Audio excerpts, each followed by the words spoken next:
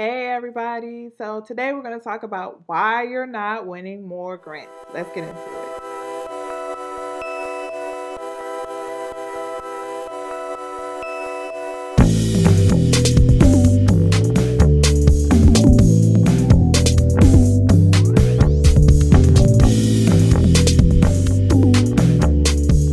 Hey y'all, Tiffany here with Boss on a Budget. I help new and small nonprofits get up and running. This is part 3 of a video series that I'm doing that answers the question, why am I not getting more grants? So I want to just walk you through like 4 of the top things that I've seen working in the nonprofit world, writing grants myself, and then finally working with funders behind the scenes. These are the reasons why I see people just aren't winning. So today I want to talk about urgency. So the word of the day is urgency. So I've experienced this myself as a reviewer, but I remember reading an article about someone who worked for a foundation, and I remembered her saying, we saw a proposal, it was just perfect. They, crossed their T's, dotted their I's, it had everything in there that we were looking for, but just something was missing. And she literally talked about how it just was a struggle to decide to fund that organization because there just wasn't enough umph in the proposal. And I know you are right now looking at the screen like, Tiffany, so you mean I could do everything right, take all the time it took to stable and put my papers together or submit something in their stupid application portal, and you're saying that because I didn't have any umph, that's why I'm rejected? And I am saying to you, yes, yes, that can be a reason why funders don't fund you. And I want to break down what's behind that and what you can do to kind of like up your game when you're writing your proposals.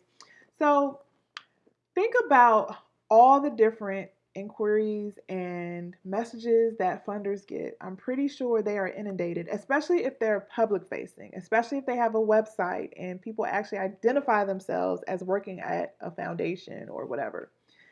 Can you imagine the amount of messages that they get a day? Can you imagine all the people who kind of perpetrate as wanting to be their friend, who are really trying to get close to them because they're trying to get funding for them because they know who they work for and what they do? So think about this. So if I had to choose from a lot of great proposals that did everything they were supposed to, what would make one kind of more appealing than the other? And my answer to you is the word of the day, urgency, but also drama, also a good story.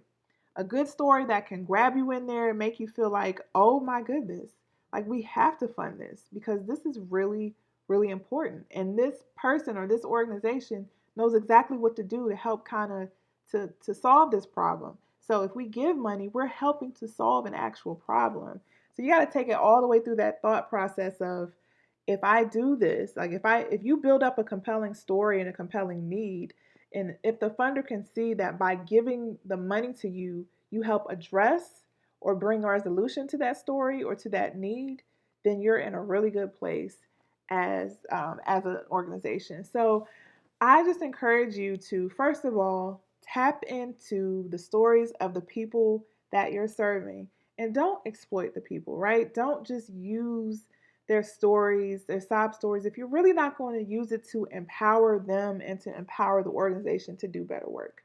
But even beyond that, it's really important for people to just know what's going on, right? So if people aren't every day working in an issue and they don't see on the front lines what people are experiencing, then they're not going to understand if there's a need. They're not even going to understand like there's even a problem going on. So it's your job as an organization to elevate that and tell it in a compelling way where as soon as I read it, I'm like, oh man, I didn't know this, but now I do. And now I know that we need to do something about it. So use quotes, use important stories from the people who are receiving your services. Show the successes as well. Don't just focus on the negative and what they're experiencing and what they have to go through every day, but also use that to show why your organization is so important and why you're in the best position to help people like the person that you talked about or the thing that you talked about in the story. If I don't leave or put down your proposal by saying, oh my gosh, this is a real issue, then the likelihood that I'm going to remember you when I have to choose as a reviewer who kind of is better than the other, I'm going to remember the person with the compelling story. Another way you can do this is through data, through statistics. I don't think you should always lead with statistics because sometimes it can be too much and it can just be go over people's heads. But I definitely think you can use strategically numbers to get people riled up about an issue, especially if it's a stark difference, especially if people can right away see it and say, wait a minute, that's horrible. So use a combination of stories, use a combination of data and research to show, like, oh my goodness, this is a problem. And if we don't do something about it, it's going to get even worse. So that's something that I think some people kind of forget. It's not just it's a problem, but if we don't do something about it, then this is where we're going to end up. And this is the long term impact of that. So when you can translate what's happening on the front line into a proposal or into communications that you're having with the funder, that builds up the sense of urgency. And honestly, if a funder sees an issue over and over again, or if it's top of mind for them, then they're going to see it as important. Like if they don't hear about an issue as much, it just naturally is not going to feel as important. So beyond just writing in your grant proposal, you should also be sure to share information about what's happening over and over again to keep your funder in the loop about what's happening.